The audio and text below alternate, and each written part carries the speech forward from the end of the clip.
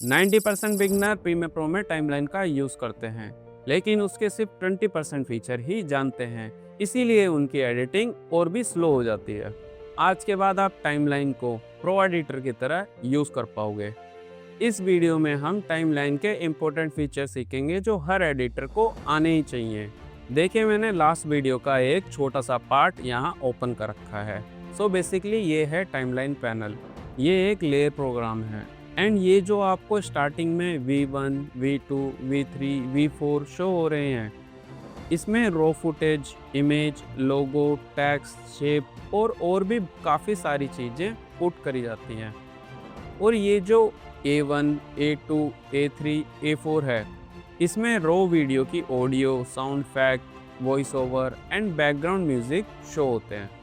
अगर मैं आपको ये अपनी टाइमलाइन बड़ी करके दिखाऊं तो आप देखेंगे मेरी वीडियो लेयर V9 तक बनी हुई है एंड ऑडियो लेयर A6 तक। अब इसमें है क्या क्या वो देखते हैं। ये मेरी रो वीडियो है, ये मेरी फाइनल वीडियो का प्रीव्यू है, ये शेप लेयर है, ये टेक्स्ट लेयर है, ये लाइट लीक ट्रांजिशन है जो मैंने आपको ट्रांजिशन वाले एपिसोड में सिखाया था, ये शेडो लेयर है ताकि इसके ऊपर कोई भी टेक्स्ट या शेप पुट करें तो इजीली विजिबल हो सके, और ये है एक प्यारा सा मोशन के साथ टेक्स्ट इफेक्ट एंड ये है एडजस्टमेंट लेयर जिसके बीच में मैंने पॉप मोशन ट्रांजिशन लगा रखी है जिसका प्रीव्यू ये है। इसके ठीक बाद मेरी वीडियो से रिलेटेड स्क्रीन रिकॉर्डिंग चालू हो जाती है। अब बात करते हैं टाइमलाइन के आइकन एंड उनके फीचर की। सो फर्स्ट है insert and overwrite sequence as a next and individual clip. By default आपको ये आइकन ऑन मिलेगा। सो बेसिकली इसका ये यूज़ होता है, अगर ये आइकन ऑन है तो किसी भी सीक्वेंस में हम एक या उससे ज़्यादा सीक्वेंस टाइमलाइन पर पुट कर सकते हैं जो हमें नेक्स्ट की फॉर्म में देखने को मिलेगी। एंड लास्ट वीडियो में मैंने नेक्स्ट का यूज़ करके ही कार एनिमेशन बनाया था। अगर आपने मेरा लास्ट एपिसोड नहीं देखा है तो एनिमेशन होता कैसे है ये आपने मिस कर दिया है, तो सबसे पहले उसे देखिए। एंड अगर ये आइकन अनचेक हो तो आप किसी भी सीक्वेंस को अपने प्रोजेक्ट में पुट करोगे तो वो नेक्स्ट फॉर्म में ना आकर मल्टीपल लेयर में आपको देखने को मिलेगा। सो सेकंड है स्नैप इन टाइमलाइन। अगर आप इस आइकन को ध्यान से देखोगे तो आपको ये मैग्नेट फॉर्म में दिखेगा और ये काम भी मैग्नेट वाला ही करता है। देखिए, मैं इस लेयर की एक कॉपी ले लेता हूँ। अब इस आइकन को देखिए, ये अभी ऑन है।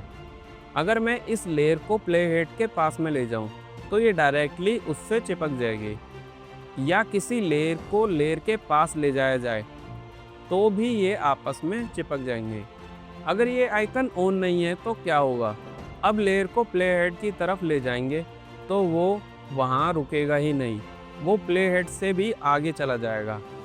एंड लेयर को लेयर के पास ले जाएंगे तो ये आपस में ओवरलैप भी हो जाएंगे, जिससे दूसरी लेयर का उतना ही पार्ट डिलीट हो जाएगा। एंड मोस्टली ये भी होता है कि दो क्लिप के बीच में माइनर सा गैप रह जाता है जो हमें फाइनल आउटपुट में देखने को मिलता है, जिससे उस पर फिर से मेहनत करनी पड़ती है। सो ज़्यादातर एडिटिंग करते टाइम आपको ये ऑन ही रखना पड़ेगा। सो थर्ड है लिंक सेक्शन। देखिए, मैं अपनी वीडियो क्लिप की एक कॉपी ले लेता हूँ। आप देखेंगे V1 पर मेरी वीडियो लेयर है एंड A1 पर ऑडियो लेयर है।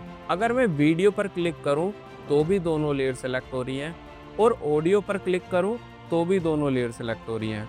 अगर लिंक सिलेक्शन आइकन ऑन है तो आपको दोनों लेयर सेलेक्ट ही दिखेंगी। अगर मैं इसे ऑफ कर दूं तो, और अब मैं वीडियो लेयर पर क्लिक करूं तो आपको सिर्फ वीडियो लेयर ही सेलेक्ट होती दिखेगी, और ऑडियो पर क्लिक करूं तो आपको ऑडियो लेयर ही सेलेक्ट होती दिखेगी। अब हम इन्हें सेपरेटली मूव भी कर सकते हैं। सो फोर्थ है मार्कर टूल। इस आइकन पर क्लिक करते ही टाइमलाइन पर जहां भी प्ले हेड होगा वहां पर एक मार्क लग जाएगा। देखिए, मैं इस बटन पर क्लिक करता हूं, देखो आपको ये फॉरेस्ट ग्रीन कलर का एक मार्कर शो हो रहा होगा। अब हम इस पर डबल क्लिक करेंगे तो एक पॉपअप शो होगा जिसमें हम इसका कलर भी चेंज कर सकते हैं। अब मैं यहाँ नेम में सिंपल टाइप करके ओके प्रेस कर देता हूँ। अब आप कर्सर मार्कर के पास ले जाओगे तो आपको सिंपल शो हो रहा होगा विद टाइम। ऐसे ही कोई भी स्पेशल वर्ड आप मार्कर में टाइप कर सकते हो, आपको वही शो होगा। बेसिकली मार्कर का एक शॉर्टकट भी होता है, सिंपल आप एम प्रेस करो तो मार्क लगने चालू हो जाएंगे। मैं यहाँ कुछ और मार्क लगा देता हूँ, एम एम एम एम। अगर आपको ये हटाने हो तो आप क्या करोगे, चलिए देखते हैं। सिंपल आपको बस एक किसी भी मार्कर को सिलेक्ट करके राइट क्लिक करना है एंड क्लियर सेलेक्टेड मार्कर पर क्लिक कर दें। आप देखेंगे वो मार्कर डिलीट हो गया है। और अगर आपको ये सारे मार्कर हटाने हैं तो आप मार्कर के पास कहीं भी जाकर राइट क्लिक करेंगे, देन क्लियर मार्कर पर क्लिक करेंगे एंड आप देखेंगे सारे मार्कर क्लियर हो चुके हैं।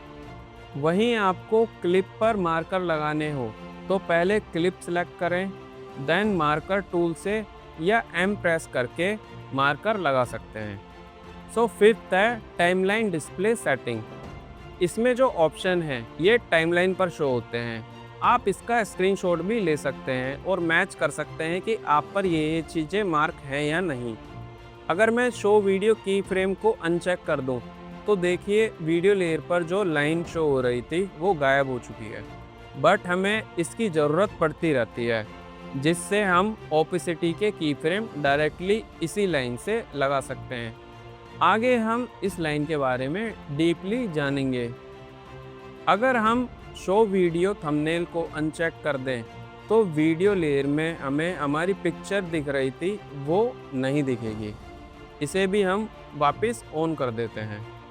अगर मैं शो ऑडियो वेबफॉर्म को अनचेक कर दूं तो ऑडियो का वेबफॉर्म शो नहीं होगा, बट जब आप बीट पर एडिट कर रहे हो तो आपको इसकी बहुत ज़रूरत पड़ेगी। और अब हम इसे वापस अनचेक कर देते हैं। सो सिक्स्थ है टॉगल ट्रैक आउटपुट। अगर मैं इस पर क्लिक करूं तो आप देखोगे मेरी क्लिप हाइड हो चुकी है। बेसिकली ये हाइड अनहाइड करने के लिए यूज़ किया जाता है। सो सेवंथ है टॉगल सिंक लॉक। देखिए मैंने पहले के एपिसोडों में मैंने आपको दिखाया था, अगर क्लिप पर कहीं भी प्ले हेड होगा, अगर हम क्यू प्रेस करेंगे तो प्ले हेड के लेफ़्ट साइड में जो भी क्लिप लेयर या ऑडियो लेयर होगी वो डिलीट हो जाएगी। और W प्रेस करूँगा तो प्ले हेड के राइट साइड में जो भी क्लिप लेयर या ऑडियो लेयर होगी वो डिलीट हो जाएगी। अगर मैं किसी वीडियो लेयर पर या ऑडियो लेयर पर टॉगल सिंक लॉक पर क्लिक कर दूं तो उसमें कोई भी चेंजेस देखने को नहीं मिलेगा, मतलब वो वीडियो या ऑडियो लेयर ट्रिम नहीं होगी। मैं यहाँ अपना बैकग्राउंड म्यूजिक पर ये ऑन कर देता हूँ। अब मान लो मुझे ये प्ले हेड की राइट साइड की क्लिप नहीं चाहिए तो मैं यहाँ W प्रेस कर देता हूँ। आप देखेंगे बैकग्राउंड ऑडियो लेयर को छोड़कर बाकी सारी लेयर डिलीट हो गई हैं। सो एट्थ है टॉगल ट्रैक लॉक।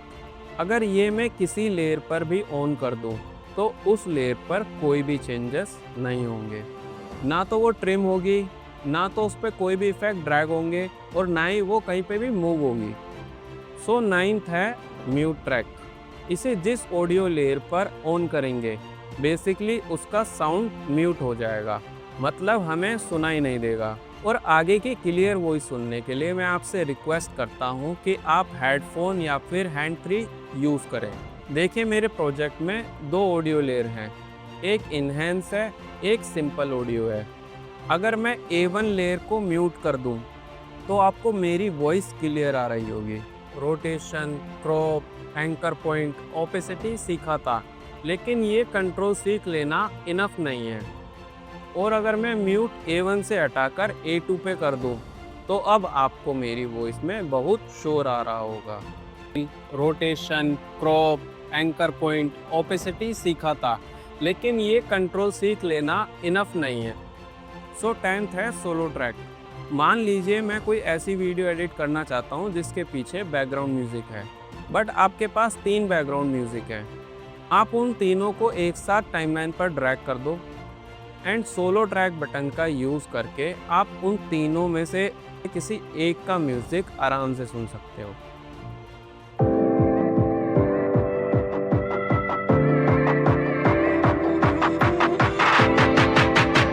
आप इसमें से कोई भी ट्रैक सेलेक्ट करके बाकी के 2 बैकग्राउंड म्यूजिक डिलीट कर सकते हो।